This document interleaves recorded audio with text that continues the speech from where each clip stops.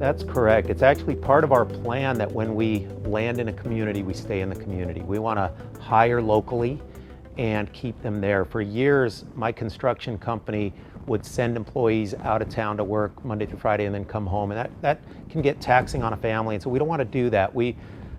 It's our belief that once we start in a community, they're going to love it. They'll love the product, and it is our intention to actually land there. And so part of that plan, of executing that plan, is that we've partnered with LiUNA. We are a signatory company. We use union workers to do this, and so as we go into a new community, they help us identify a great team, and we will get them specially trained for our equipment, and then put them to work. These will be, we not only want to benefit the community by creating this housing, but we can help them create jobs. And the beauty of it is that these are tech construction jobs, whereas before I gave you the 1 in 5 ratio. Well, now I'm not trying to recruit somebody to dig ditches or swing a hammer.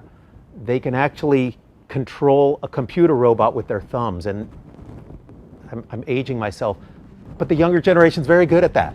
And they are very interested, and as we have presented to groups of younger generation folks, this is something they are highly interested in because it's a tech construction job, and that really speaks to their hearts. And not to mention that we're wanting to do good for people. You know, it speaks to a younger generation.